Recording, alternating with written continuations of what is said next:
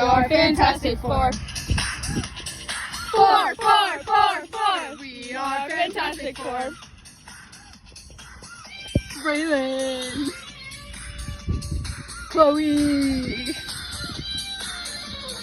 Kylie,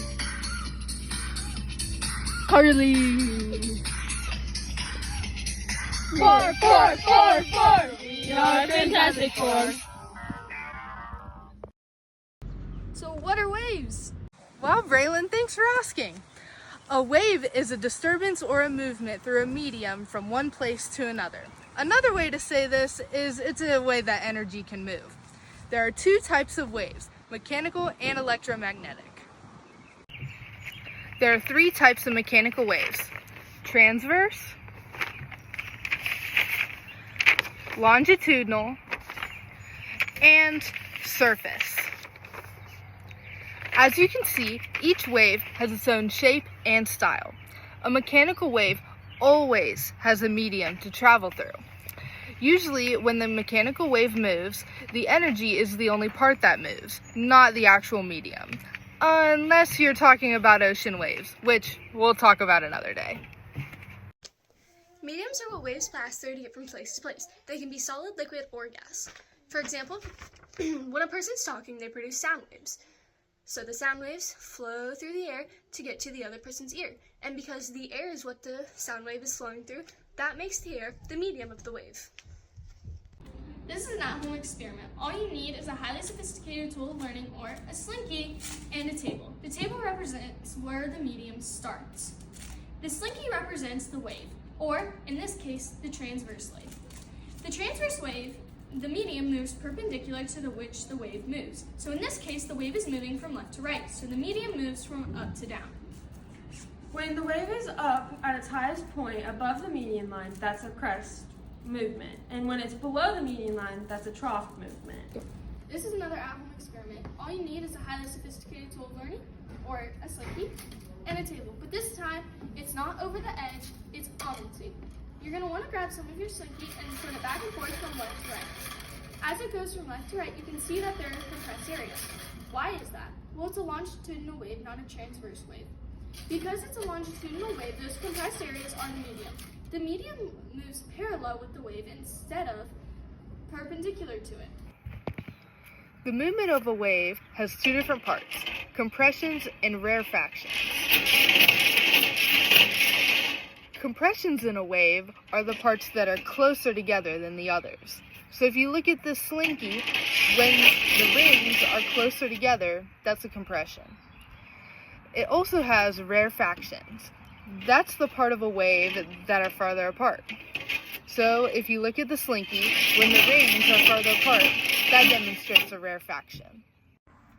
The wavelength is from one part of a wave to the next same point in a wave. For example, on a transverse wave, from the trough all the way to the next trough is the wavelength, or from this crest all the way to this crest is the wavelength.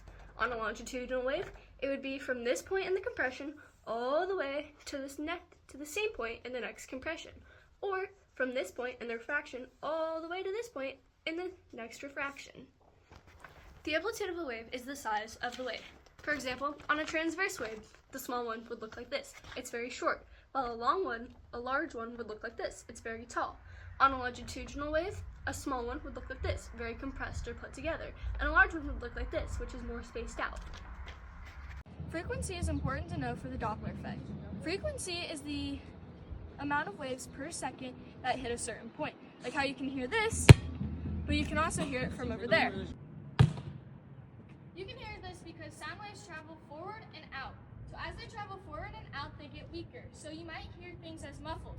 Like if I turn this way, you probably can't hear me as clearly because it bounces off the building and has less strength than it originally did when it came out of my mouth. Reflection is when a wave hits something but can't pass through. As the wave moves towards the wall, it goes out as an echo or reflection. Refraction is when a wave enters a different medium.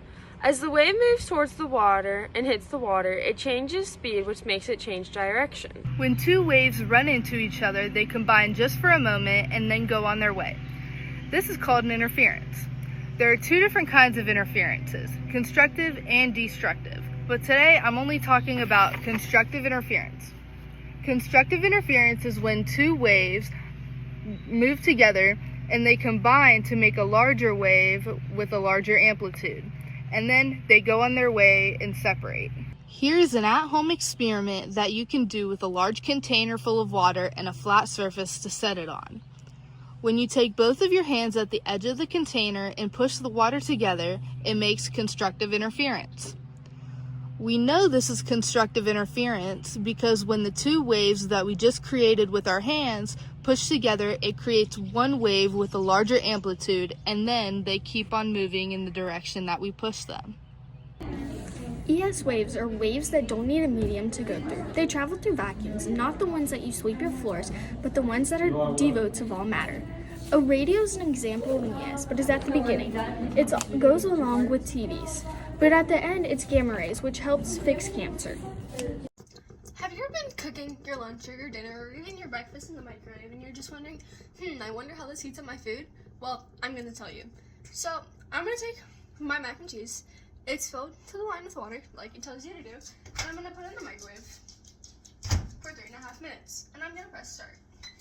So once I press start, the microwave has this little thing in it called the magnetron, and the magnetron produces electromagnetic waves as soon as you press start. So, the electromagnetic waves, they pulse through the microwave. When they pulse, think of your heart beating. We call that our pulse. So they're beating like your heart does in the microwave. They're bouncing off the side of the walls, the metal walls, and they're penetrating your food. They penetrate the water, the fats, and the sugars. So right now, the electromagnetic waves are going from the walls into the water of my noodles, and that makes the water vibrate, which makes it heat up because it's getting more energy. And so the water cooks it because that's what heat does. Heat cooks food. So the water's heating up the noodles, which cooks them, and yeah, that's how that works. So now that my food's done, you can see that the waves penetrated the noodles, or the water, and heated up the noodles to make them soft. And now I'm gonna put my cheese in it and eat it.